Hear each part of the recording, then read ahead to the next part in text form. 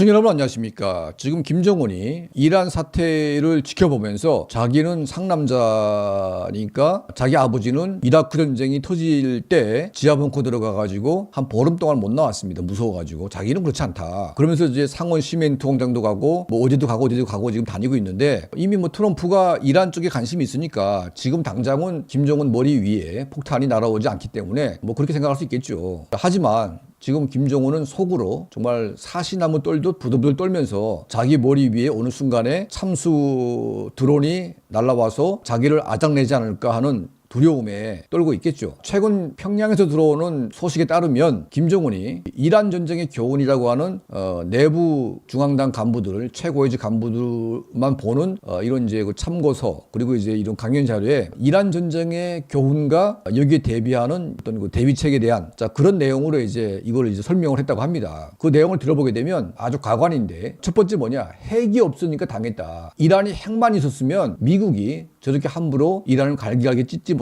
못했을 것이다. 자, 이런 이제 핵도 이제 만능주의 얘기를 했습니다. 두 번째는 내부 통제를 반적대 세력들, 이란을 반대하는 내부의 적대 세력에 대한 무자비한 통제를 하지 못했기 때문에 결국은 내부의 적들에 의해서 그 정보들이 미국에게 제공됐고 그 정보에 의해서 최고 수뇌부가 무참하게 죽어나갔다. 그러니까 결국은 뭐냐? 내부 통제를 철저하게 하지 못한 데에 기인하는 두 번째 책임이다. 자, 세 번째는 또 뭐냐? 중국과 러시아가 제공한 대공 시스템이 거의 무용지물이다. 이걸 이제 세 가지 요인으로 지금 북한이 지금 내부적으로 분석을 하고 있습니다. 그래서 첫 번째, 핵이 있으니까 이란보다는 우리 북한이 낫다. 그리고 내부 통제는 이란보다 훨씬 강해가지고 더 이상 북한 내부에는 최고 수뇌부에 대한 정보를 미국의 CIA나 대한민국 국정원은 뭐 그런 데 관심이 없으니까 모사드에 줄만한 그런 내부의 간첩 세력이 이란에 비하면 없다. 이걸 지금 이제 두 가지는 이제 북한이 이란보다 낫다. 자, 세 번째인데 대공 미사일은 아무리 중국산이라고 해도 또 아무리 러시아산이라고 해도 없는 것보다 있는 게 낫겠죠. 그런데 이제 뭐 이란이 지금 그 중국에서 들여온 최신 대공 그 시스템들을 갖다가 잔뜩 깔아놨는데 특히 이제 하메이니 최고 지도자 그 주변에다가 다 깔아놨는데 한 발도 맞히지 못하고 펄싹 망해가지고 이제 무참하게 그 지도부가 제거가 됐습니다. 자, 이걸 보면서 이 대공 시스템 자체가 지금 아무리 좋은 걸 갖다 놔도 무용지물이다. 그러니까 중국이나 러시아 거 갖다 놔도 이거 아무것도 의미가 없다. 그러면 미국이나 아니면 대한민국의 총공2 같은 것들을 갖다 놔야 되는데 아마 이재명 정부한테 그거 달라고 할지도 모르겠습니다. 근데 뭐 그러긴 힘들겠죠. 자, 어쨌든 이란이 가지고 있는 셋 중에 하나는 두 개는 북한이 하고 있고 마지막 하나 대공 시스템이 지금 북한이 거의 없기 때문에 때리면 때리는 대로 맞을 수밖에 없는 그 현실을 지금 북한이 인정을 했습니다. 자, 여기에 대한 이제 대비책이 있겠죠. 북한 인민군 총참모부 그리고 이제 북한의 이런 이제 그 군사부문 이런 간부들이 모여가지고 이거 대책안을 이제 만들고 있습니다. 자, 그런데 뭐냐면 이란의 하메이니처럼 최고 수뇌부를 때렸을 경우에, 그러니까 최고 수뇌부가 사라질 경우에 어떻게 할 것인가에 대한 대비책을 북한이 할 수가 없습니다. 왜냐하면 누가 감히 김정은이가 없는 세상을 운운할 수가 있겠습니까? 그러니까 이제 뭐 김여정이든 뭐 현성월이든 아니면 뭐 조영원이든 누구든지 간에 만에 하나 김정은 위원장이 사라지고 나면 우리는 어떻게 할 것인가? 이걸 논의할 수 있습니까? 감히? 그러니까 김정은이는 죽을 수가 없어요. 그러니까 김정은이가 없는 상태에서 어떻게 할 것인가에 대한 논의를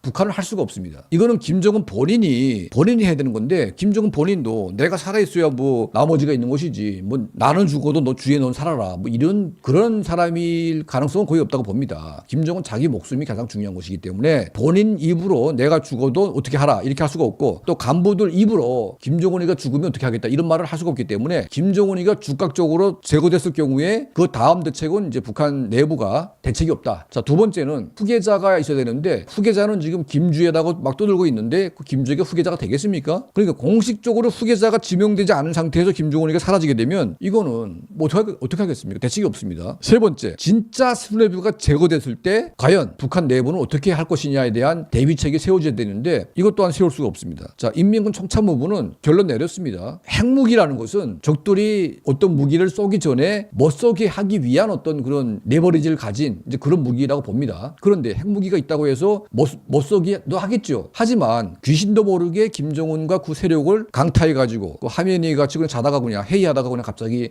삭제가 되면 그 다음에 핵무기를 어떻게 할 것이냐. 김정은, 김여정, 현성월이, 조영원이 그리고 그 기타 등등의 그 남부 한 100까지 한 번에 싹 죽임을 당하게 되면 그 밑에 있는 애들이 핵 버튼이 어디에 있고 핵 비밀번호가 뭔지 누가 알겠습니까? 알 수가 없어요. 그러니까 김정은 지도부가 제거되고 나면 핵 문제는 자동적으로 해결이 되고 그리고 인민군 총참모부는 아무것도 할 것도 없다. 그냥 항복 외에는 아무것도 할 것이 없고 그리고 이제 항복이 안 하더라도 미국과 협상해가지고 김정은 개인 정권이 아니라 중국식이든 대한민국식이든 집단 권력을 형성해가지고 미국과 협상하려고 하겠죠. 자, 그러니까 김정은이가 이란 사태를 보면서 북한의 인민군대에게 철저한 준비를 하라고 지시를 내려가지고 철저한 준비를 하기 위해서 회의를 하고 대책을 논의하고 있는데 그 논의하고 있는 내용 자체가 논의할 수 없는 그런 내용들입니다. 그러니까 김정은이 없는데 어떻게 할 것이냐. 그러니까 이란을 제대로 알려면 이란이 어떻게 붕괴됐는지 지금 당하고 있는지를 그들도 다 알아야 되는 거 아니겠습니까? 그러면 최고 수뇌부가 초탕에 날아갔는데 이란은 버티고 있다. 그러면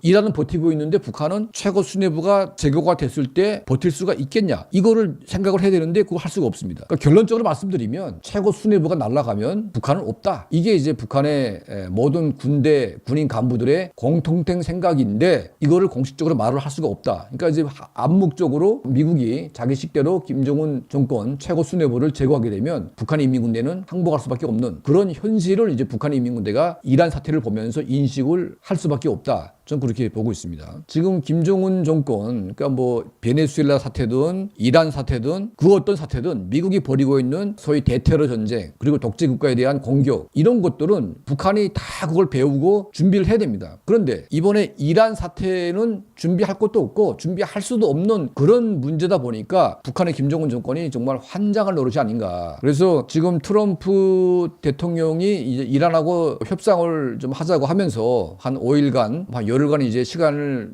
주기도 했는데 지금 한간에서는 미국이 좀 급하니까 약간 원유값을 떨어뜨리기 위해서 이렇게 하고 있다. 그 주장을 합니다. 근데 급한 건 미국이 아니고 이란입니다, 여러분. 미국은 마음만 먹으면 세일가스를 마음대로 뽑아낼 수 있기 때문에 지금 당장 올라가서 문제지 조금만 시간이 흐르면 미국이 석유를 풀어가지고 다 다운시킵니다. 이미 러시아 우크라이나 전쟁 때 그게 다 드러났고 초기는 올랐지만 미국이 세일가스 풀어가지고 다 맞춰놨습니다. 그러니까 지금 당장 조금 이제 올라가고 좀 약간 막히는 부분이 있어서 그렇지 이게 시간이 필요한 거죠. 그 시간을 미국이 보려고 하는 것이고 그리고 이제 이란의 주요 요충지인 이제 그 하그루 섬이나 몇 가지 중요한 이 지역을 미국의 해병대가 실질적으로 점령을 해가지고 관리를 할 경우에 어떻게 될 것인가에 대한 시뮬레이션이 아직 안 나와서 그런 것이지 이게 끝나게 되면 결과적으로 이란 정권, 혁명 수비대 정권은 저는 끝난다고 봅니다. 이걸 이제 북한의 지휘부도 처음부터 마지막까지 다 보기 때문에 그 아무리 봐봐야 결과는 뻔한 것이고 김정은 정권도 결국은 인민의 손에 아니면 미국의 손에 뒤집어질 수밖에 없는 이제 그런 문제가 아닌가 생각이 듭니다. 자, 트럼프 대통령이 이제 재밌는 얘기를 했습니다. 얘네들이 뒤에서는 합의해놓고 또 앞에 나와가지고 딴소리를 하고 있다. 그러니까 물론 이제 하도 많이 없애버려가지고 실제 실력자가 누군지 잘 모르기도 하겠지만 뒤에서는 이란 인민들에게 덜 맞아 죽을까봐 지금 바른 말을 못하고 있다. 이런 주장을 했습니다. 그리고 지금 미 해병대 또 82 공수사단이 중동 지역으로 중파가 되고 있는데 지금 혁명 수비대가 지금 망가지고 있긴 하지만 정보와 무기를 독점하고 있기 때문에 이란 국민들이 들고 일어나고 싶어도 이들의 손에 손쉽게 죽을 수밖에 없는 그런 구조다 보니까 이 특수 미군들이 이란 국민들에게 무기와 정보를 제공하기 위한 그런 역할도 이제 하나 중요한 부분으로 있지 않을까 하는 이제 저 개인적인 생각이 있습니다. 더 중요한 것은 이란의 그 하그루 섬과 그리고 이제 주요 경제 요충지 호르무즈 해협 같은 것들을 완전히 장악을 하고 나서 혁명 수비대의 명줄을 완전히 끊어버리는 것. 그러면 이제 아무리 혁명 수비대가 100만이든 1000만이든 월급을 못 주는데 그들이 남아 있을까요? 아마 트럼프 대통령이 월급을 주게 되겠죠. 말 잘 들으면. 자, 이게 이제 이란의 운명이기 때문에 북한 지도부가 아무리 이란을 살펴보고 대비를 한다고 해도 대책은 나올 수가 없다. 저는 그렇게 보고 있습니다. 저희 채널은 이제 북한 내부의 소식과 또 이제 이란 정세 이런 다각적인 어떤 환경을 분석해 가지고 또 여러분께 정확한 소식을 늘 알려드리겠습니다. 저희 채널을 항상 시청해 주시고 도움을 주시는 우리 모든 분들께 진심으로 감사드립니다.